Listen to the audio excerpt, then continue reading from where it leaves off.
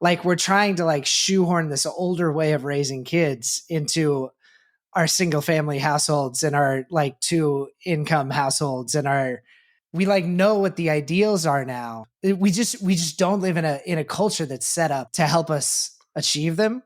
And so I end up feeling like, God, this is so fucking hard. And now I got to go back to work after you go to sleep, and you won't even go to sleep so I can start working again.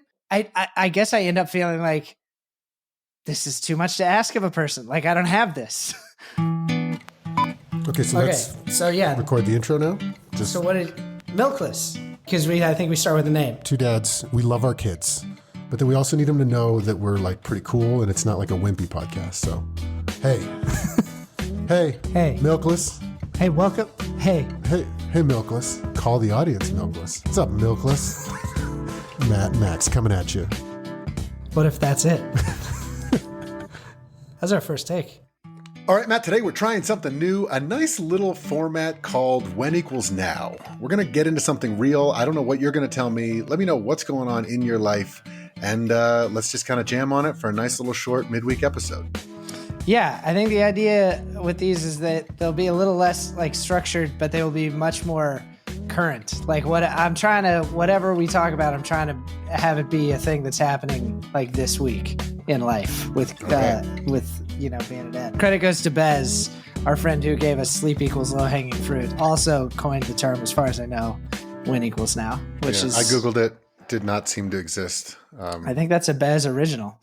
All right. So I was having a thought the other night and I wrote it down. My daughter was taking a long time to go to sleep and I was getting frustrated because I was still awake. So I just wrote down this thought and I want to see what you think about it, Max. Yeah. How does that sound? Yeah. All right. So I wrote down, I make parenting mistakes when I feel like too much is being asked of me, an unfair amount. I never want to resent my kids, but I guess that's kind of what the feeling is. That's why bedtime is so hard, because when it goes past when it's supposed to, I feel like it's unfair. Like already too much has been asked of me today, and then here's another thing. I wonder if there's some kind of intensity to the way we raise kids these days, because we know so much and we fret so much and we get on social media and read about all the ways you can mess up your kid and all the things you should be doing that all take time and emotional energy and unbelievable patience, like an impossible amount. Most dads I talk to feel like they struggle with anger. Most moms do too, to be honest. Everybody seems to be kind of surprised with themselves by how they can't stop getting mad. I talked, Maxie, to your stepdad, J-Pa, at your birthday party, and it was interesting. He was fascinated by how much you and I talked about getting frustrated. He didn't remember that about being a father. Mm-hmm. And I wonder if in our effort to be perfect parents these days, we have just created this pressure cooker of good intentions for ourselves. And if it's pissing us off. So that's what I wrote down. I'm curious. Does that make any sense? It makes a ton of sense. Because I've thought about it similarly. Like in my normal life, I'm really chill. Like I mean, have you ever seen me mad? You know what I mean? Mm-mm. Yeah. So I mean, it's like it's a strange thing. And you said it before that you didn't know you had a temper until you had kids, and I think that it could just be that we really want to nail it. And then we're in this kind of echo chamber that, like you said on social media, that's always saying, yeah, nail it. Yeah, nail it. Here's how you nail it. And that's kind of like tantalizing for someone like me.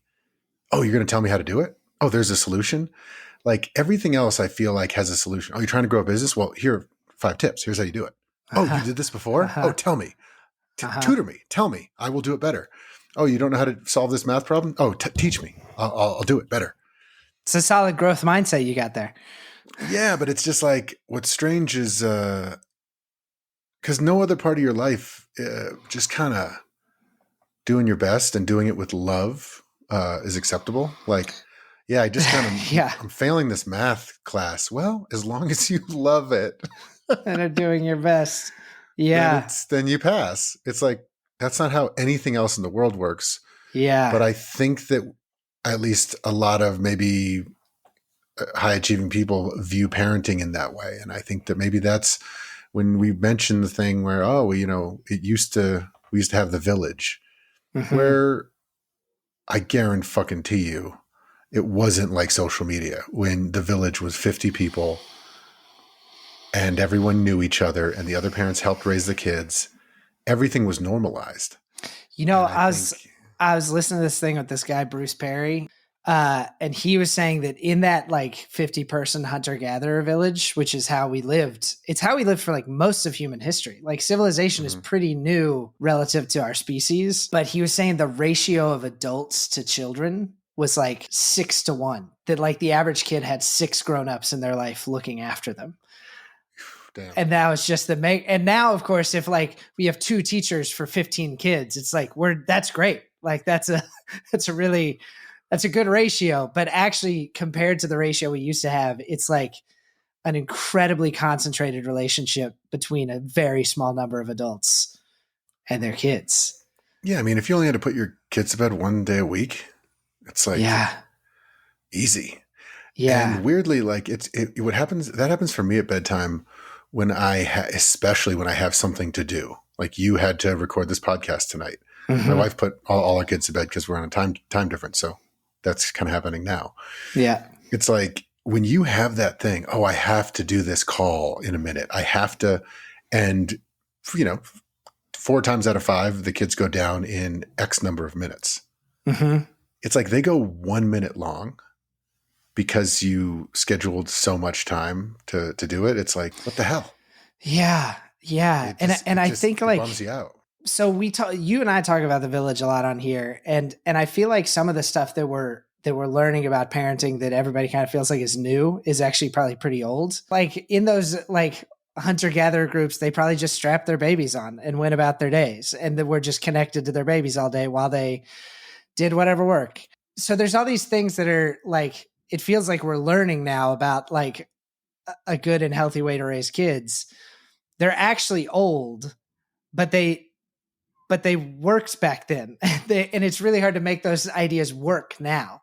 Like we're trying to like shoehorn this older way of raising kids into our single family households and our like 2 income households and so we like know what the ideals are now, but we just do not live up. We just don't live in a culture that's set up to help us achieve them.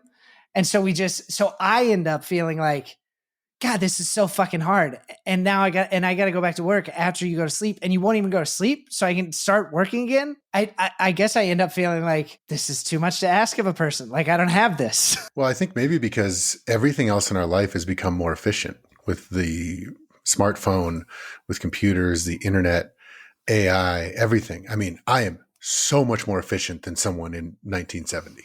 Yeah. I could literally start a company, go on LegalZoom, start producing revenue, you can get something done in 1 month that probably took someone 15 years back in the day in 1 month. But the parenting thing, like it's kind of like, especially because it's so interpersonal between you and the child and that dyad, it's like, you can't really speed that up. Yeah. Like there's obviously some hacks, microwaves and, disposable diapers for sure, but it's not on the scale of the exponential time savings that the business world has. We have all this efficiency in all these other parts of our life, and all these other parts of our life, there's just an expectation of things happening very quickly. But then with kids, it's just a lot of time that you are trying to spend as well as you can. There's not like a goal to be achieved. There's efficiency. You can put some in the microwave, but when it comes out of the microwave, your kid's still going to be there needing you. You know what I mean? Right. And the things that you really value are emotional experiences with your children, or at least I do. I think most people do. Those magical moments.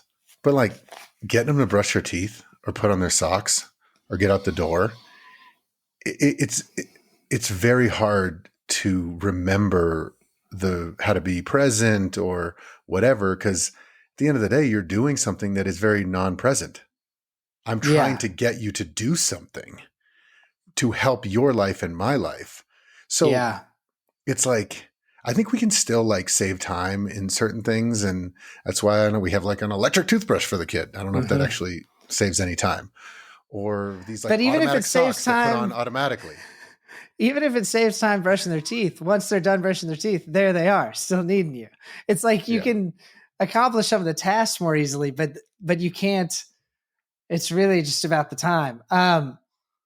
Something you were saying was making me think. Well, keep talking. Sorry, I interrupted you. No, just giving yourself grace and permission to deviate. And I think that this happens especially after you have your first kid, especially after you have your second kid. I'm assuming it just keeps going as you keep having kids. We have 3, and you're probably feeling it with your second now, but especially the people out there with 1 kid. But this goes for everybody. You know that feeling when you held some sort of line with 1 kid that you just don't hold with the second kid. Yeah. And that came from a place of love and wanting to be a good parent. But then I think we start to learn through our own little micro village of the hundreds of hours or tens of thousands of hours that we spend with the child one, start to realize okay. Oh, I basically just lived a month of the village over the first 6 years. I kind of get it. I don't need to be doing this anymore because now I know how it works.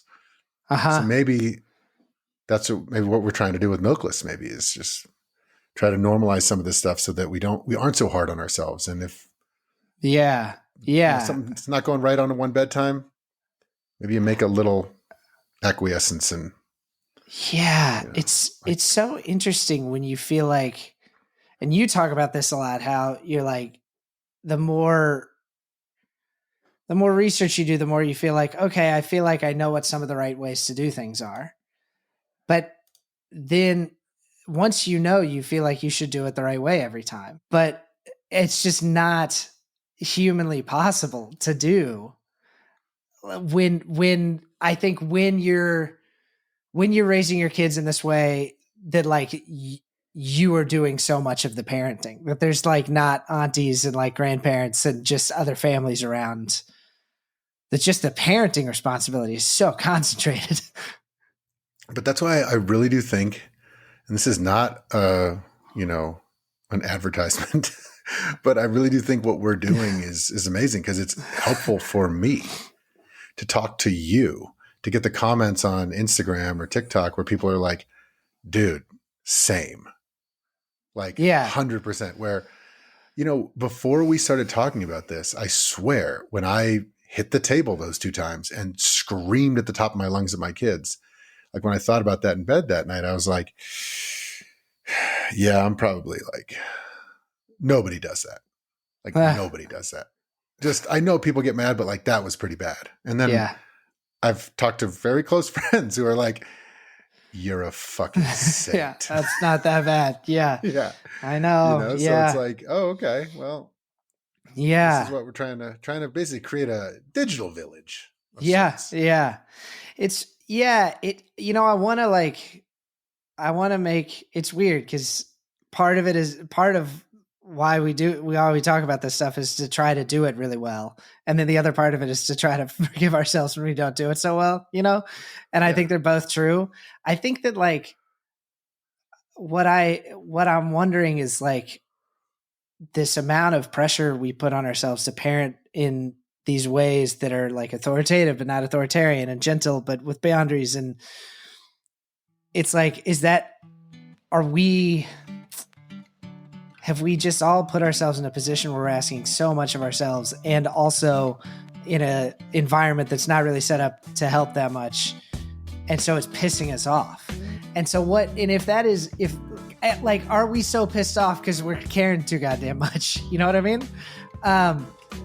And if that is the case, how do we alleviate that without giving up on something that's important, either giving up too much of ourselves or giving up too much of the ideals that we actually do want to, aim for in being parents.